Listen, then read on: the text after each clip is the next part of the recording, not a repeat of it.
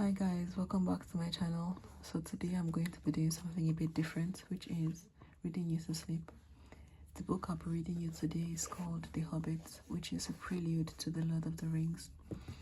For this video I'm only going to be reading the first chapter, and I hope you're able to relax and enjoy. So let's get straight into it.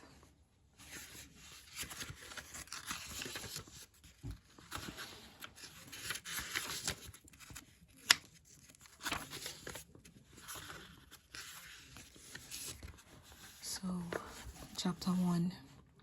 An unexpected party. In a hole in the ground there lived a hobbit. Not a nasty dirty wet hole filled with the ends of worms and an oozy smell, nor yet a dry bare sandy hole with nothing in it to sit down on or to eat. It was a hobbit hole, and that means comfort. It had a perfectly round door like a pothole, painted green, with a shiny yellow brass knob in the exact middle. The door opened onto a tube-shaped hall like a channel, a very comfortable tunnel without smoke, with panelled walls and floors tiled and carpeted, provided with polished chairs and lots of pegs for hats and coats. The hobbit was fond of visitors. The tunnel wound on, going fairly but not quite straight into the side of the hill, as all the people for many miles around called it, and many little round doors opened out of it. The first one on the side, and then on another. No going upstairs for the hobbit. Bedrooms, bathrooms, cellars, pantries, lots of these. Wardrobes, he had whole rooms devoted to clothes. Kitchens, dining rooms, all were on the same floor, and indeed on the same passage. The best rooms were all on the left-hand side, going in, for these were the only ones to have windows, deep-set round windows looking over his garden and meadows beyond, sloping down to the river. This hobbit was a very well-to-do hobbit, and his name was Baggins. The Bagginses had lived in the neighborhood of the hill for time out of mind, and people considered them very respectable, not only because most of them were rich, but also because they never had any adventures or did anything unexpected. You could tell what a Baggins would say on any question without the bother of asking him. This is a story of how a Baggins had an adventure and found himself doing and saying things altogether unexpected. He may have lost the neighbor's respect, but he gained well. You will see whether he gained anything in the end. The mother of our particular hobbit. What is a hobbit? I suppose hobbits need some description nowadays, since they have become rare and shy of the big people, as they call us. They are or were a little people, about half our height and smaller than the bearded dwarfs. Hobbits have no beards. There is little or no magic about them, except the ordinary everyday sort, which helps them to disappear quietly and quickly when large stupid folk like you and me come blundering along, making a noise like elephants, which they can hear a mile off. They are inclined to be fat in the stomach. They dress in bright colors, chiefly green and yellow, wear no shoes because their feet grow natural, leathery soles and thick, warm brown hair like the stuff on their heads, which is curly. Have long, clever brown fingers, good-natured faces, and laugh deep fruity laughs, especially after dinner, which they have twice a day when they can get it. Now you know enough to go on with. As I was saying, the mother of this hobbit, of Bilbo Baggins, that is, was the famous Belladonna Took, one of the 3 remarkable daughters of the old Took, head of the hobbits who lived across the water, the small river that ran at the foot of the hill.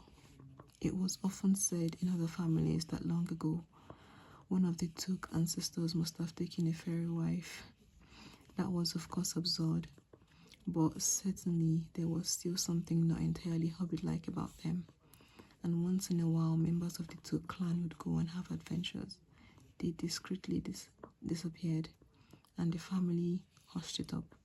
But the fact remained that the Tooks were not as respectable as the Bagginses, though they were undoubtedly richer. Not that Belladonna Took ever had any adventures after she became Mrs. Bungo Baggins.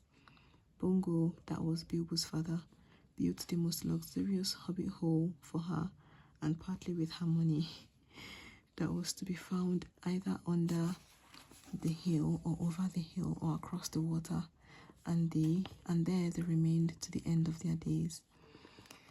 Still, it is probable that Bilbo, her only son, although he looked and behaved exactly like the second edition of his solid and comfortable father, got something a bit queer in his makeup from the Took side, something that only waited for a chance to come out. The chance never arrived until Bilbo Baggins was grown up, being about 50 years old or so, and living in the beautiful hobbit hole built by his father, which I have just described for you, until he had, in fact, apparently settled down immovably. By some curious chance, one morning long ago in the quiet of the world, when there was less noise and more grain, and the hobbits were still numerous and prosperous, and Bilbo Baggins was standing at the door after breakfast, smoking an enormous long wooden pipe that reached nearly down to his woolly toes, neatly brushed. Gandalf came by. Gandalf, if you had heard only a quarter of what I had heard about him, and I have only heard very little of all there is to hear, you would be prepared for any sort of remarkable tale. Tales and adventures sprouted up all over the place, wherever he went. In the most extraordinary fashion, he had not been down that way under the hill for ages and ages, not since his friend, the old Took, died. In fact, and the hobbits had almost forgotten what he looked like. He had been away over the hill and across the water on businesses of his own, since they were all small hobbit boys and hobbit girls. All that the unsuspecting Bilbo saw that morning was an old man with a staff. He had a tall pointed blue hat, a long grey cloak, a silver scarf over which his long white beard hung down below his waist, and immense black boots. "Good morning," said Bilbo, and he meant it. The sun was shining and the grass was very green, but Gandalf looked at him from under long bushy brows that stuck out further than the brim of his shady hat. "What do you mean?" he said. "Do you wish me a good morning, or mean that it is a good morning whether I want it or not, or that you feel good this morning, or that it is a morning to be good on?" "All of them at once," said Bilbo, "and a very fine morning for a pipe of tobacco out of doors. Into the bargain, if you have a pipe about you, sit down and have a feel of mine. There's no hurry. We have all the day before us."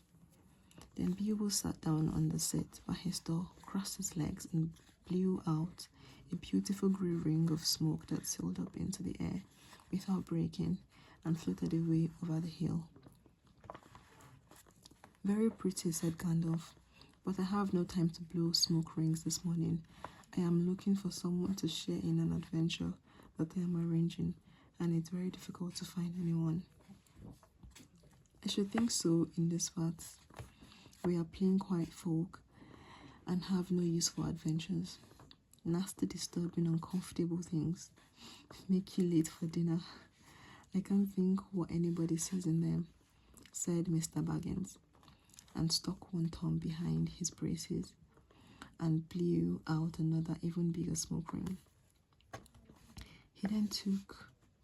Then he took out his morning letters and began to read, pretending to take no more notice of the old man. He had decided that he was not quite his sort and wanted him to go away. But the old man did not move. He stood leaning on his stick and gazing at the hobbit without saying anything, till Bilbo got quite uncomfortable and even a little cross. "Good morning," he said at last. "We don't want any adventures here, thank you. You might try over the hill or across the water." By this he meant that the conversation was at end. "What a lot of things to use good morning for," said Gandalf. "Now you mean that you want to get rid of me, and that it won't be good till I move off."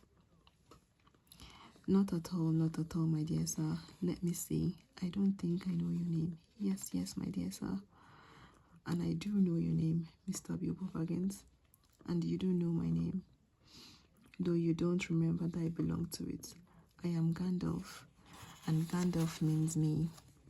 To think that I should have lived to be good morning by Belladonna Took's son, as if I was selling buttons at the door. Gandalf, Gandalf, good gracious me, not the wandering wizard that gave old Took a pair of magic diamond studs that fastened themselves and never came undone till ordered. Not the fellow who used to tell such wonderful tales at parties about dragons and goblins and giants and the rescue of princesses and the unexpected luck of widows' sons. Not the man that used to make such particularly excellent fireworks. I remember those. Old Took used to have them on Midsummer's Eve. Splendid. They used to go up like great lilies and snapdragons and laburnums of fire and hang in the twilight all evening. You will notice already that Mr. Baggins was not quite so prosy as he liked to believe. All that he was very fond of flowers. Also that he was very fond of flowers. Dear me, he went on, not the Gandalf who was responsible for so many quiet lads and lasses going off into the blue for mad adventures. Anything from climbing trees to visiting elves, or sailing in ships, sailing to other shores. Bless me, life used to be quite you used to upset things badly in these parts once upon a time. I beg your pardon, but I had no idea you were still in business. Where else should I be? Said the wizard. All the same, I am pleased to find you remember something about me. You seem to remember my fireworks kindly at any rate, and that is not without hope. Indeed, for your old grandfather Took's sake, and for the sake of poor Belladonna, I will give you what you asked for. I beg your pardon, I haven't asked for anything. Yes, you have twice now, my pardon. I give it to you. In fact, I will go so far as to send you on this adventure. Very amusing for me, very good for you. And profitable too. Very likely if you ever get over it. Sorry, I don't want any adventures, thank you, not today.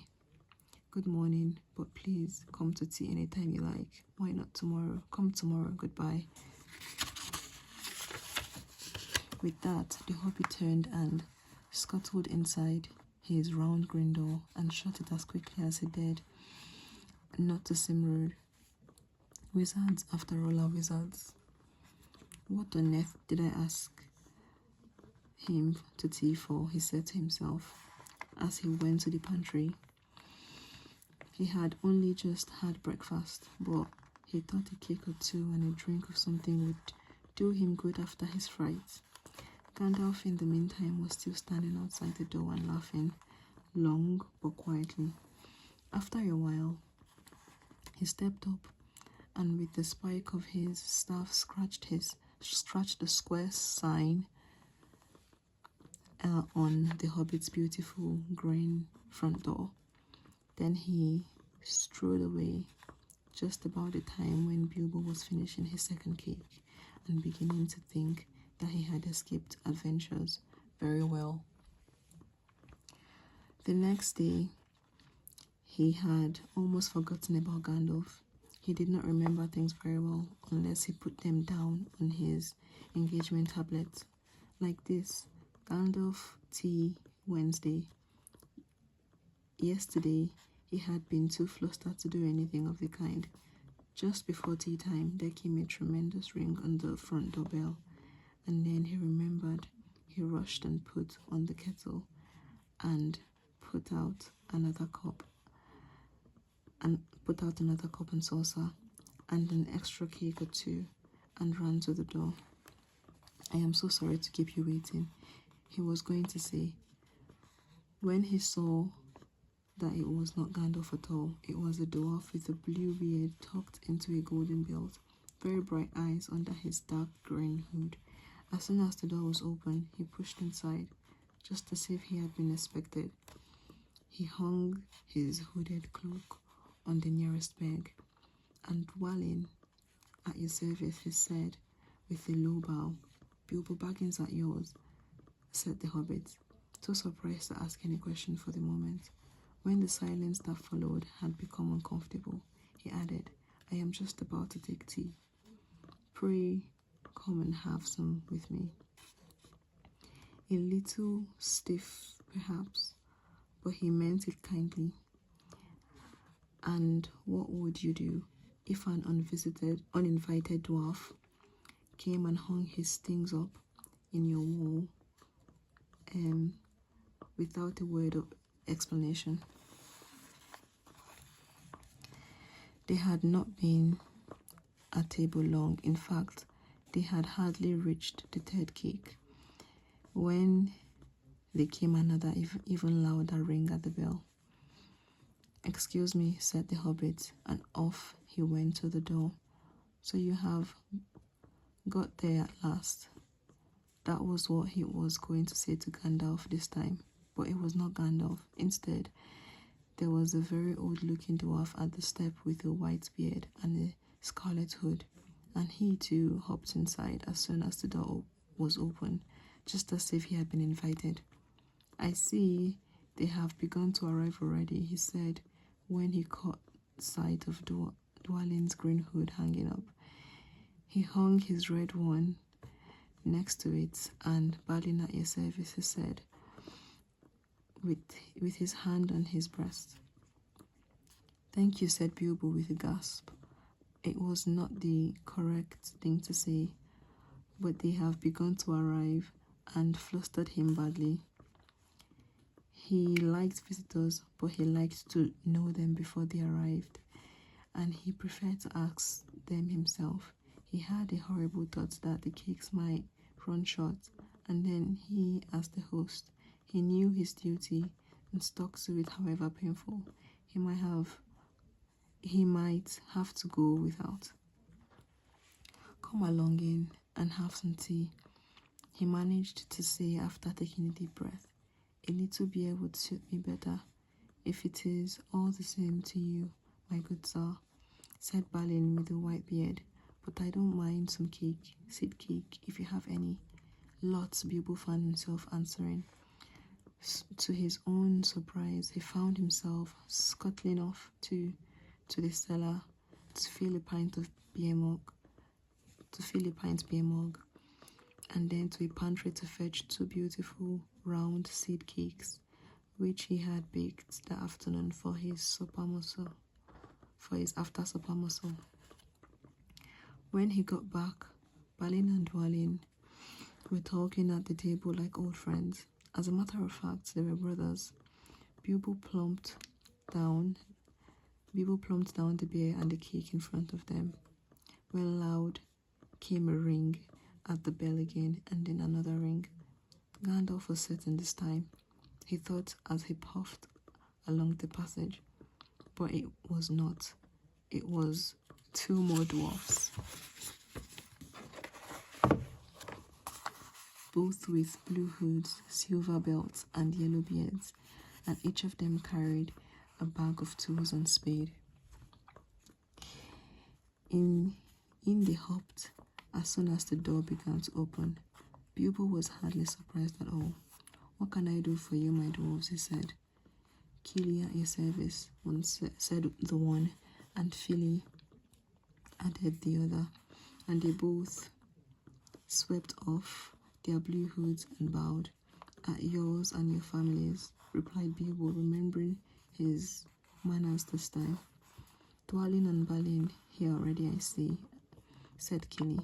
"Let us join the throng." "Throng," thought Mr. Baggins. "I don't like the sound of that. I really must sit down for a minute to collect my wits and have a drink." He had only just had a sip in the corner, while the 4 dwarfs sat around the table and talked about mines and golds and troubles with the goblins, and the depredations of dragons, and lots of other things which he did not understand and did not want to for they surrounded so much too adventurous. Then, ding-dong-a-ling, duck, the bell rang again, as if some naughty little hobbit boy was trying to pull the handle off. Someone at the door, he said, blinking. Some four, I should say by the sound, said Philly. Besides, we saw them coming along behind us in the distance. The poor little hobbit sat down in the hall and put his head in his hand and wondered what happened and what was going to happen and whether they would all stay to supper. Then the bell rang again, even louder than ever,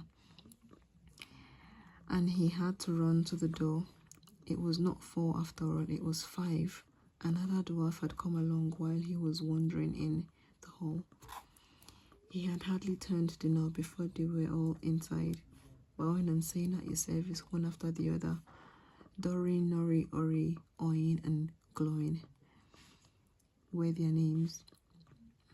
And very soon 2 purple hoods, a grey hood, a brown hood, and a white hood were hanging on the pegs, and off they marched with their broad hands stuck in their gold and silver belts to join the others. Already it had almost become a throng. Some called for ale, and some for porter, and one for coffee, and all of them for cakes. So the hobbits was kept very busy for a while. A big jug of coffee had just been set in the hearth. The seed cakes were gone, and the dwarfs were starting on a round of buttered scones when they came. A loud knock, not a ring, but a hard rat-tat on the hobbit's beautiful green door. Somebody was banging with a stick. Bilbo rushed along the back passage, very angry and altogether bewildered and bewildered. This was the most awkward Wednesday he ever remembered. He pulled open the door with a jerk, and they all fell in, one on top of the other, more dwarfs, 4, and there was Gandalf behind, leaning on his staff and laughing. He had made quite a dent on the beautiful door. He had also, by the way, knocked out the secret mark that he had put there the morning before. Carefully, he said. It is not like you, Bilbo, to keep friends waiting on the mat, and then open the door like a popgun. Let me introduce Buford, Bombor, and especially Thorin. At your service, said Buford, and Bombor, standing in a row. Then they hung up 2 yellow hoods and a pale green one, and also a sky blue one with a long silver tassel. This last belonged to Thorin, an enormously important dwarf. In fact, no other than the great Thorin Oakenshield himself, who was not at all pleased at falling flat on Bilbo's mat with Buford, and Bombor on top of him. For one thing, Bombor was immensely fat and heavy. Thorin indeed was very haughty and said nothing about service. But poor Mr. Baggins said he was sorry so many times that at last he grunted, "Pray don't mention it," and stopped frowning.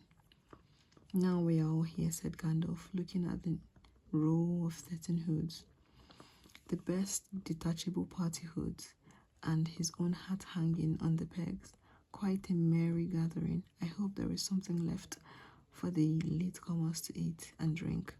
What's that, tea? No, thank you. A little red wine, I think, for me.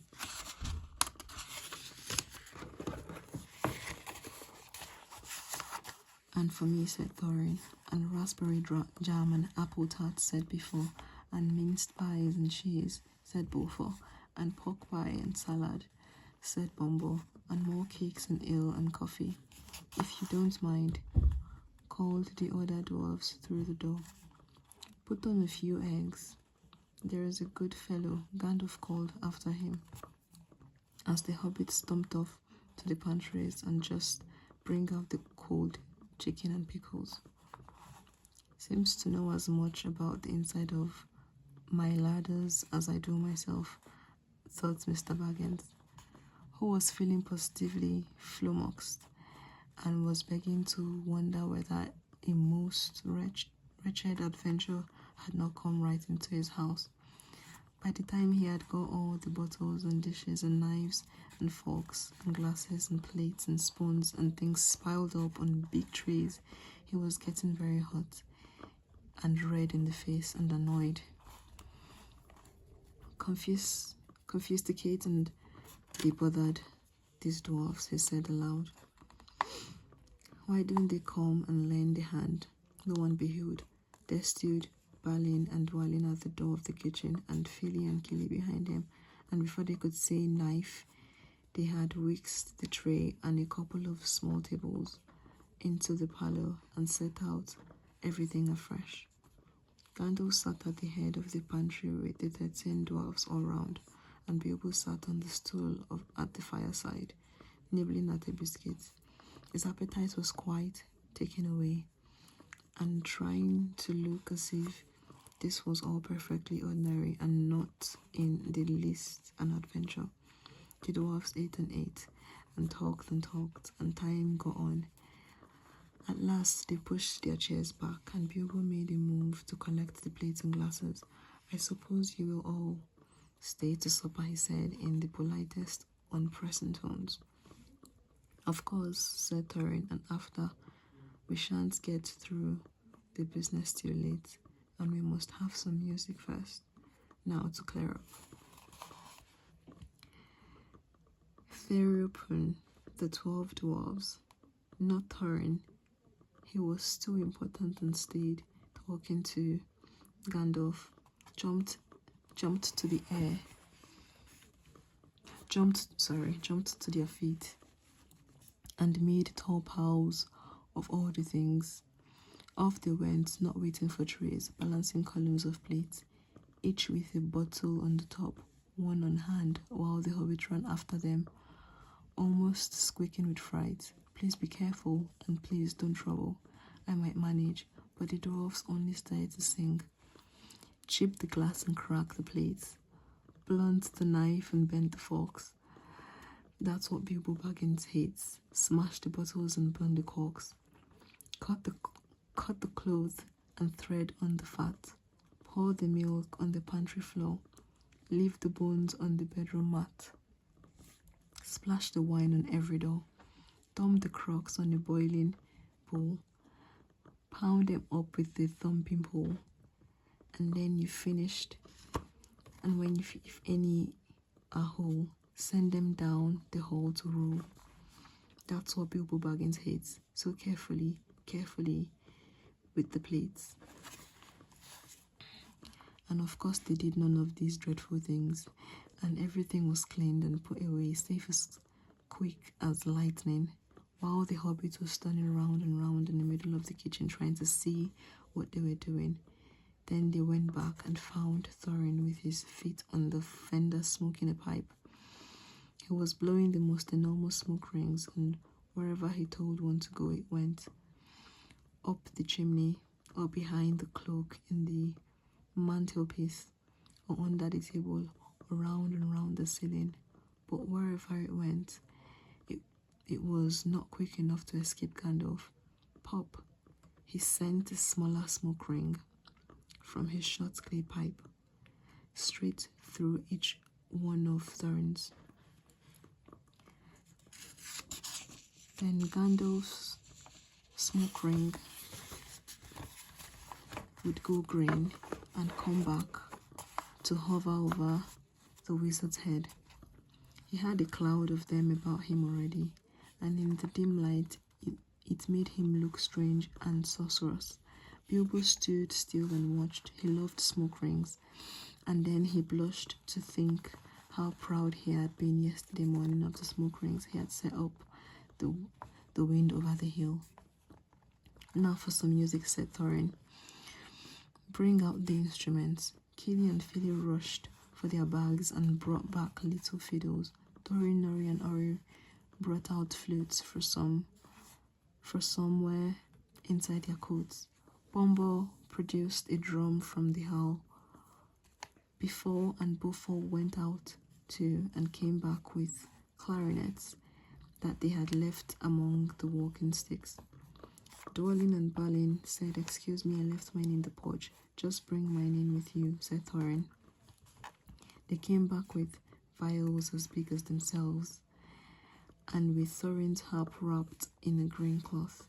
It was a beautiful golden harp, and when Thorin struck in, the music began all at once, so sudden and sweet that Bilbo forgot everything else, and was swept away into dark lands under strange moons, far over the water and very far from his hobbit hole under the hill. The dark came into the room from the little window that opened in the side of the hill, and firelight flickered. It was April, and they still played on, while the shadow of Gandalf's beard wagged against the wall. The dark filled all the room, and the fire died down, and the shadows were lost, and still they played on.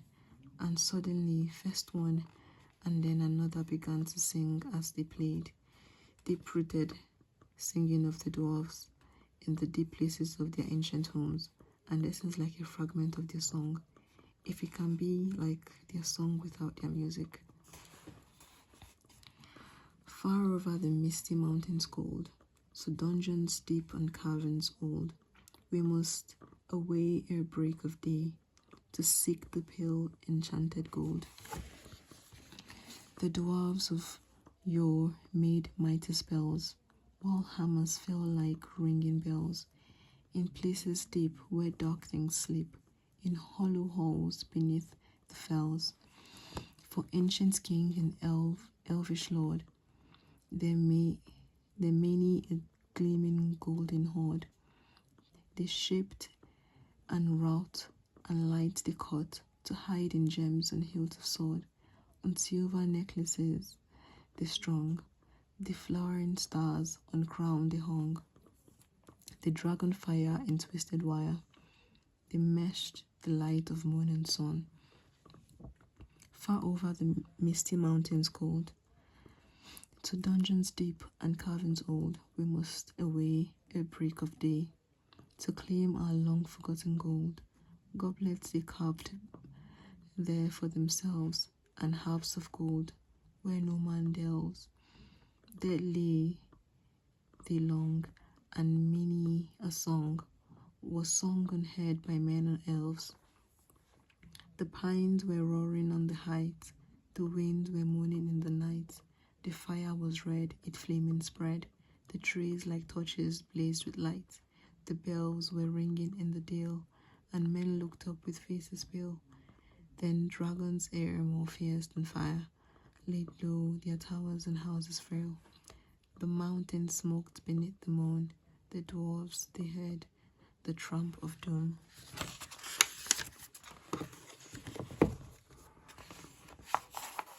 They fled their hall to die in fall, beneath his feet, beneath the moon, far over the misty mountain grim, to dungeons deep and caverns dim, we must away ere break of day, to win our harps and gold from him. As they sang, the hobbit felt the love of beautiful things made by hands and by cunning and by magic moving through him, a fierce and a jealous love, the desire of the heart of dwarves. Then something Turkish woke up inside him, and he wished to go and see the great mountains, and hear the pine trees and the waterfalls, and explore the caves, and wear a sword instead of a walking stick. He looked out of the window. The stars were out in the dark sky above the trees. He thought of the jewels of the dwarves shining in the dark caverns. Suddenly, in the wood beyond, the water aflame leapt up. Probably someone lighting a wood fire, and he thought of plundering dragons settling on his quiet hill and kindling it all to flames. He shuddered and very quickly he was playing Mr. Baggins of Bag End on the hill again. He got up trembling. He had less than half a mind to fetch the lamp, and more than half a mind to pretend to, and go and hide behind the beer barrels in the cellar, and not come out again until all the dwarfs had gone away. Suddenly he found that the music and the singing had stopped, and they were all looking at him with eyes shining in the dark. "Where are you going?" said Thorin, in a tone that seemed to show that he guessed both halves of the hobbit's mind. "What about the little light?" said Bilbo unapologetically. "We like the dark," said all the dwarfs. "Dark for dark business." "There are many hours before dawn," of course, said Bilbo, and sat down in a hurry. He missed the stool and sat in the fender, knocking over the poker and shovel with a crash. "Hush, Gandalf," said Gandalf. "Let Thorin speak." And this is how Thorin began. "Gandalf, dwarfs, and Mr. Baggins, we are met together in the house of our friend and fellow conspirator, this most excellent and audacious hobbit. May the hair on his toes never fall out. All praise to his wine and ale." He paused for breath and for a polite remark from the hobbit, but the compliments were quite lost on Bilbo Baggins, who was wagging his mouth in protest at being called audacious and, worst of all, fellow conspirator. Though no noise came out, he was so flummoxed. So Thorin went on. "We are met to discuss our plans, our ways, means, policies, and devices. We shall soon, before the break of day, start on our long journey, a journey from which some of us, or perhaps all of us, except our friend and counselor, the ingenious wizard Gandalf, may never return.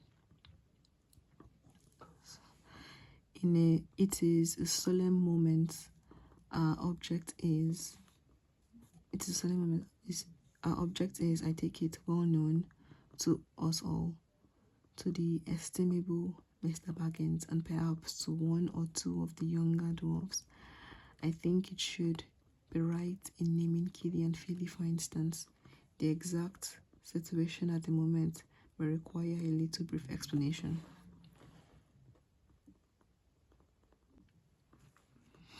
This was Thorin's style.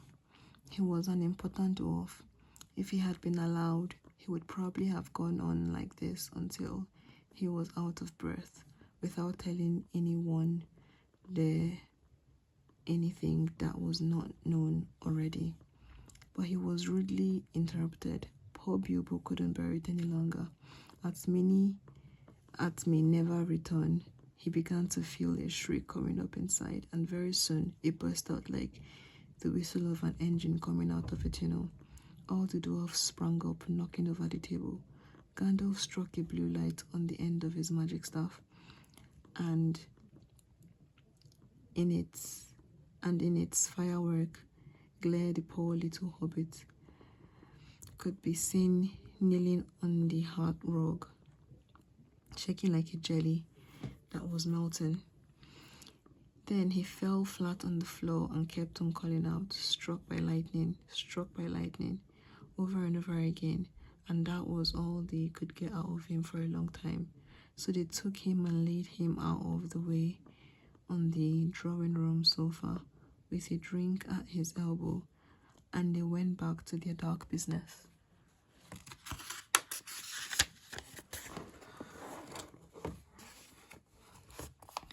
"Excitable little fellow," said Gandalf as they sat down again. "Gets funny, queer fits. But he is one of the best, as fierce as a dragon in a pinch. If you have ever seen a dragon in a pinch, you will realize that this was only poetical exaggeration applied to any hobbit, even old Took's great-grand-uncle, Bull Roarer, who was so huge for a hobbit that he could ride a horse. he charged the ranks of the goblins of Mount Graham in the Battle of the Greenfields and knocked their king, Goldfimble's head clean off with a wooden club. It sailed 100 yards through the air and went down a rabbit hole. And in this way, the battle was won and the game of golf invented at the same moment. In the meantime, however, Borrower's gentle descendant was reviving in the drawing room. After a while and a drink, he crept nervously to the door of the parlour. This is what he heard, Glowing speaking, humph, or some snort, more or less like that. Will he do you think? It is all very well for Gandalf to talk about his hobbits being fierce, but one shriek like that in a moment of excitement would be enough to wake the dragon and all his relatives and kill the lot of us. I think it sounded more like fright than excitement.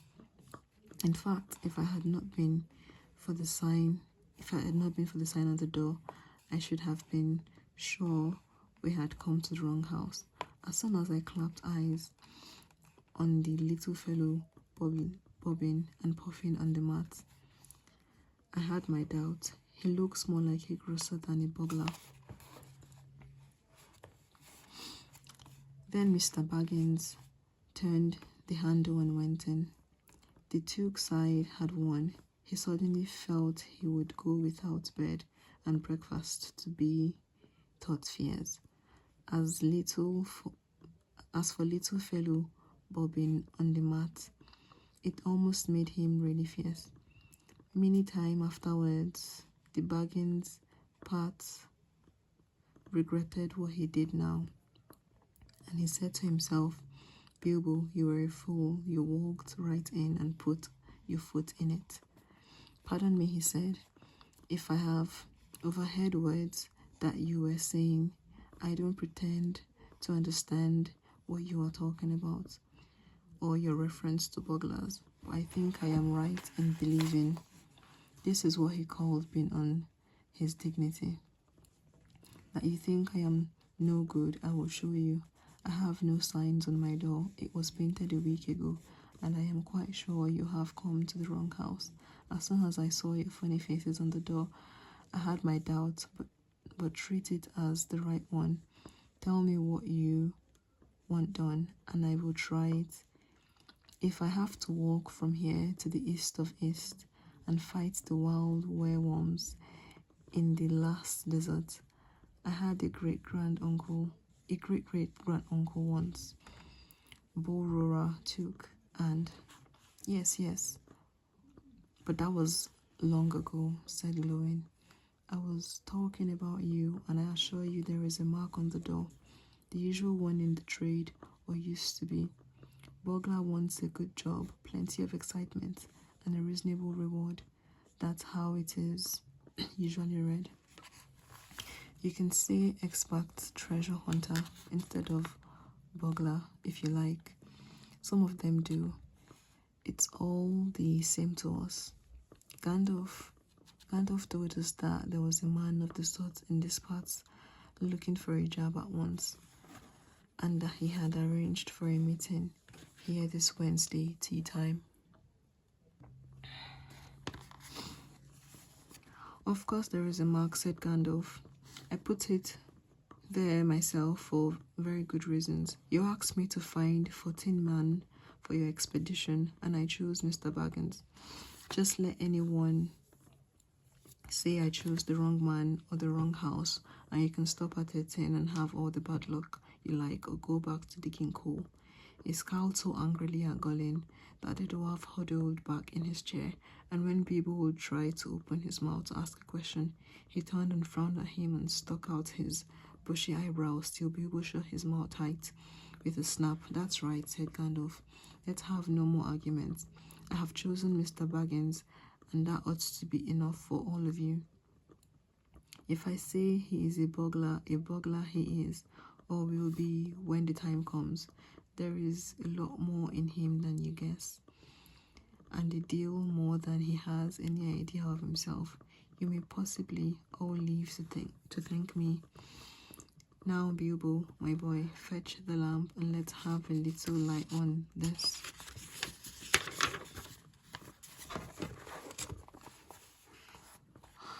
On the table, in the light of a big lamp with a red shade, he spread a piece of parchment, rather like a map. This was made by Thor, your grandfather, Thorin, he said in answer to the dwarf's excited question. It is the plan of the mountain. I don't see that this will help as much, said Thorin disappointedly after a glance. I remember the mountain well enough and the lands about it, and I know where Mirkwood is and the wither hills where the great dragon's bred. There is a dragon marked in red on the mountain, said Balin, but this should be easy enough to find him without that if ever we arrive there. There is one point that you haven't noticed, said the wizard, and that it is a secret entrance. You see that rune on the west side, and the hand pointing to it from the other runes. The marks hidden passage to the lower halls. Look at the map at the beginning of this book, and you will see the runes in red. It may have been secret ones, said Thorin. But how do we know that it is secret any longer? Old Smaug has lived there long enough now to find out anything there is to know about the caves. He may, but he can't have used it for years and years. Why? Because he is too small. 5 feet high, the door, and 3 we walk abreast. Say the runes, but Smaug could not creep into a hole that size. Not even when he was young dragon. Certainly not after devouring so many of the dwarves and men of Dale. It seems a great big hole to me, squeaked Bilbo, who had no experience of dragons and only of hobbit holes. He was getting excited and interested again, so that he forgot to keep his mouth shut. He loved maps, and in this hole there hung a large one of the century round, with all his favorite walks marked on it in red ink. How could such a large door be kept secret from everybody outside, apart from the dragon? He asked. He was only a little hobbit, you must remember. In most ways, said Gandalf. But in what way this one has been hidden we don't know, without going to see. From what it says on the map, I should guess there is a closed door which had been made to look exactly like the side of the mountain. That is the usual dwarf's method. I think that is right, isn't it? Quite right, said Thorin.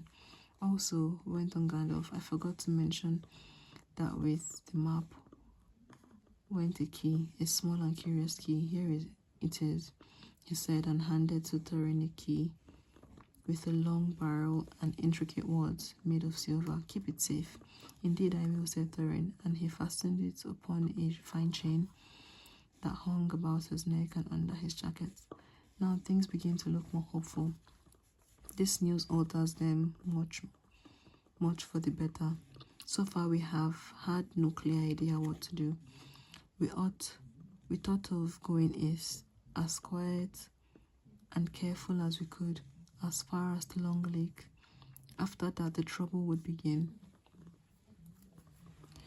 A long time before that, if I know anything about the road east, uninterrupted Gandalf. We might go from there up along the river running. Went on Thorin, taking no notice. And so, to the ruins of Dale, the old town in the valley there, under the shadow of the mountain. But none of us liked the idea of the front gate. The river runs right out of it through the great cliff at the south of the mountain, and out of it comes the dragon too, far too often unless he had changed his habits. That would be no good, said the wizard, not without the mighty warrior, even a hero. I tried to find one, but warriors are busy fighting one another in the distant lands, and in this neighborhood heroes are scarce or simply not to be found. Swords in these parts are mostly blunt, and axes are used for trays and shields as cradles or dish covers, and dragons are comfortably far off, and therefore legendary. That is why I settled on burglary, especially when I remember the existence of a side door. And here is a little Bilbo Baggins the burglar, the chosen and selected burglar. So now let's get on and make some plans. Very well then, said Thorin. Supposing the burglar expert gives us some ideas or suggestions. He turned with mock politeness to Bilbo. First, I should like to know a bit more about things, said he, feeling all confused and a bit shaky inside, but so far still tookishly determined to go on with things. I mean about the gold and the dragon and all that, and how it got there, and who it belongs to, and so on and further. Bless me, said Thorin, haven't you got a map, and didn't you hear our song, and haven't we been talking about all this for hours? All the same, I should like it plain and clear, he said obstinately, putting on his business manner, usually reserved for people who try to borrow money of him, and doing the best to appear wise and prudent and professional and live up to Gandalf's recommendation. Also, I should like to know about risks, out-of-pocket expenses, time required, and remuneration, and so forth. By which he meant, what am I going to get out of it, and am I going to come back alive? Oh, very well, said Thorin. Long ago in my grandfather Thor's time, our family was driven out of the far north and came back with all their wealth and their tools to this mountain on the map. It had been discovered by my far ancestor, Thrain the Old, but now they mined and they tunneled and they made hugger halls and greater workshop, and in addition I believe they found a good deal of gold and a great many jewels too. Anyway, they grew immensely rich and famous, and my grandfather was king under the mountain again, and treated with great reverence by the mortal men who lived to the south, and were gradually spreading up the running river as far as the valley overshadowed by the mountain. They built the merry town of Dale. There in those days, kings used to send for our smiths and reward even the least skillful most richly. Fathers would beg us to take their sons and apprentices and pay us handsomely, especially in food supplies which we never bothered to grow or find for ourselves. Although altogether those were good days for us, and the poorest of us had money to spend and to lend, and leisure to make beautiful things just for the fun of it, not to speak of the most marvelous and magical toys, the like of which is not to be found in the world nowadays. So my grandfather's halls became full of armor and jewels and carvings and cups, and the toy market of Dale was the wonder of the north. Undoubtedly, that was what brought the dragons. Dragons steal golds and jewels, from men and elves and dwarfs, wherever they can find them, and they guard their plunder as long as they live, which is practically forever unless they are killed, and never enjoy a brass ring of it. Indeed, they hardly know a good bit of work from a bad, though they usually have a good notion of the current market value, and they can't make a thing for themselves, not even mend a little loose skill of their armor. There were lots of dragons in the north of these days, and gold was probably getting scarce up there, with the dwarfs flying south or getting killed, and all the general waste and destruction that dragons make, going from bad to worse. There was a most especially greedy, strong and wicked worm called Smaug. One day he flew up into the air and came south. The first to hear of it was a noise like hurricane coming from the north, and the pine trees of mountain cracking in the wind. Some of the dwarves who happened to be outside. I was luckily a fine adventurous lad in those days, also wandering about, and it saved my life that day. Well, from a good way off, we saw the dragon settle on our mountain in a spout of flame. Then he came down the slopes, and when he reached the woods, they all went up in fire. By the time all the bells were ringing in Dale and the warriors were arming, the dwarves rushed out of their great gate, but there was the dragon waiting for them. None escaped that day. The river rushed up in steam, and a fog fell on Dale, and in the fog the dragon came on them and destroyed most of the warriors. The usual unhappy story. It was too common in those days. Then he went back and crept in through the front gate and routed out all the holes and lanes and tunnels, alleys, cellars, mansions, and passages. After that, there were no dwarfs left alive inside, and he took all their wealth for himself. Probably for that it is the dragon's way.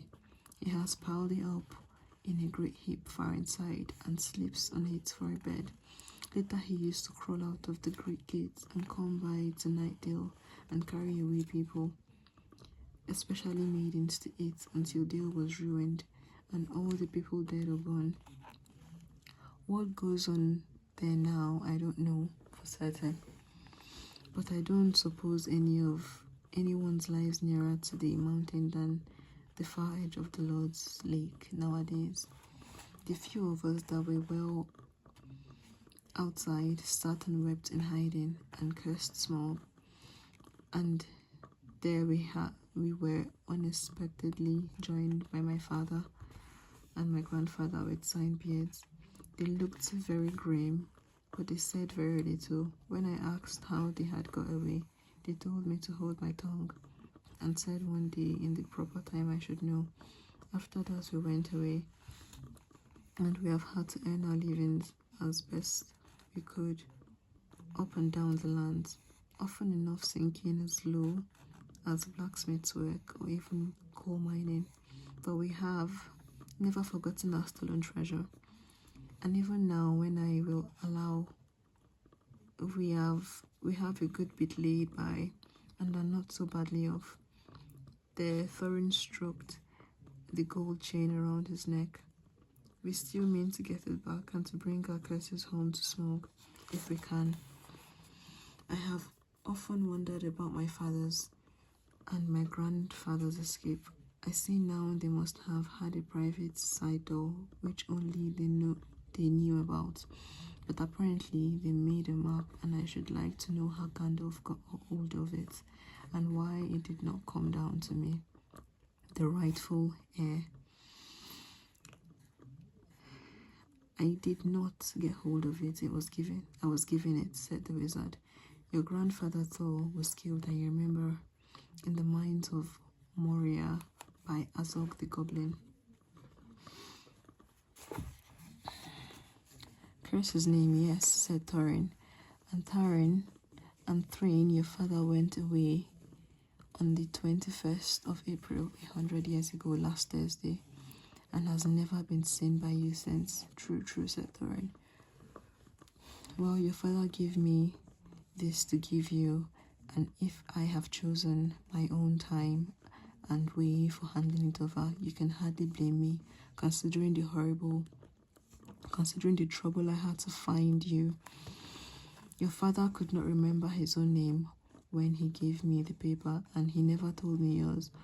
So on the whole, I think I ought to be praised and thanked. Here it is, he said, handing the map to Thorin.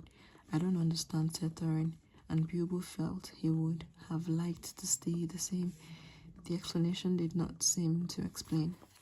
Your grandfather, said the wizard slowly and grimly, gave the map to his son for safety, before he went to the mines of Moria. Your father went away to try his luck with the map, and after your grandfather was killed, a lot of adventures of a point and pleasant sort he had, but he never got near the mountain. How he got there, I don't know, but I found him a prisoner in the dungeons of the necromancer. Whatever were you doing there? Asked Thorin with a shudder, and all the dwarves shivered. Never you mind, I was finding things out as usual, and a nasty, dangerous business it was. Even I, Gandalf, only just escaped. I tried to save your father, but it was too late. He was witless and wandering and had forgotten almost everything except the map and the key. We have long ago paid the goblins of Moria, said Thorin. We must give the thought to a necromancer. Don't be absurd, he said. He is an enemy far beyond the powers of... Sorry, phone died. So I was here. Don't be absurd. He's an enemy far beyond the powers of all the dwarves put together if they could all be collected again from the four corners of the world. The one thing your father wished was for his son to read the map and use the key. The dragon and the mountain are more than big enough tasks for you. Hear, hear, said Bilbo, and accidentally said it aloud. Hear what? They all said, turning suddenly towards him, and he was so flustered that he answered, Hear what I have got to say. What's that? They asked. Well, I should say that you ought to go to the east and have a look around. After all, there is the side door, and dragons must sleep sometimes, I suppose. If you sit on the doorstep long enough, I dare say you will think of something. And well, you don't know. I think we have talked long enough for one night, if you see what I mean. What about bed and an early start and all that? I will give you good breakfast before you go on. Before we go, I suppose you mean, said Thorin. Aren't you the burglar? And isn't sitting on the doorstep your job, not to speak of getting inside the door? But I agree about bed and breakfast. I like 6 eggs with my ham when starting on a journey, fried not poached, and mind you, don't break him. After all, the others had ordered breakfast without so much as a please, which annoyed Bilbo very much. They all got up. The Hobbit had to find room for them all, and filled all his spare rooms and made the beds and chairs and sofas before he got them all stowed and went to his own little bed, very tired and not altogether happy. One thing he did make his mind up about was not to bother to get up very early and cook everybody else's wretched breakfast. The tookishness was wearing off, and he was not now quite so sure that he was going on any journey in the morning. As he lay in bed, he could hear Thorin still humming to himself in the best bedroom next to him, far over the misty mountains cold.